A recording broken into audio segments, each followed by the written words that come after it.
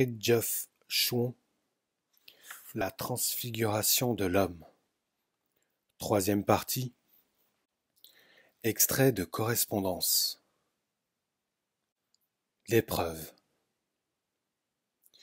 Il y a un moment dans la vie où l'homme prend la décision de se rapprocher de Dieu, de réaliser un rapport permanent avec son Créateur, de devenir ce qu'il devait être, de par la vocation foncière de l'état humain, dès l'âge de raison. En un mot, d'atteindre l'innocence primordiale et de jouir de la proximité du souverain bien, peu importe si nous appelons ce privilège « salut » entre guillemets ou « union » entre guillemets. Il est dans la nature des choses que l'homme ait conscience du bonheur qu'implique son choix et qu'au début de la voie il soit plein d'enthousiasme. Dans bien des cas, l'aspirant ignore qu'il aura à traverser des difficultés qu'il porte en lui-même et que le contact avec un élément céleste réveille et déploie.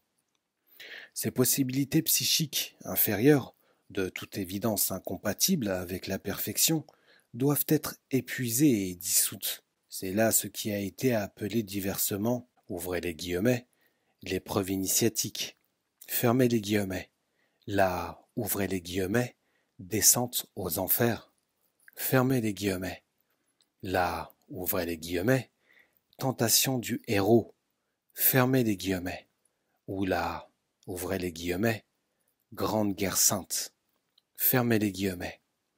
Ces éléments psychiques peuvent être soit héréditaires, soit personnels. De plus, nous pouvons en être pleinement responsables, ou au contraire, en être affectés sous la pression d'une ambiance. Ils peuvent prendre la forme d'un découragement, d'un doute, d'une révolte, et il importe plus que jamais de ne pas écouter la voix de l'ego profane, en s'ouvrant ainsi à l'influence du démon et en s'engageant sur la pente, soit du désespoir, soit de la subversion.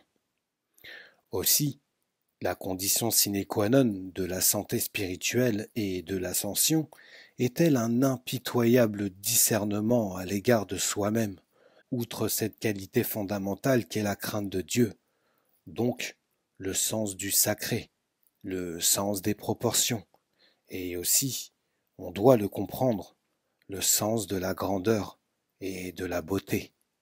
Selon un symbole hindou et bouddhiste, la situation de l'homme terrestre est celle d'une tortue nageant dans l'océan, dont la surface porte quelque part au loin un anneau de bois. Or, la tortue est censée passer sa tête à travers cet anneau, et c'est ainsi que l'homme doit chercher et trouver la voie libératrice.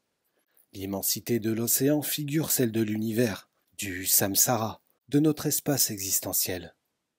Ouvrez les guillemets. Bienheureux l'homme qui a vaincu l'épreuve. Fermez les guillemets.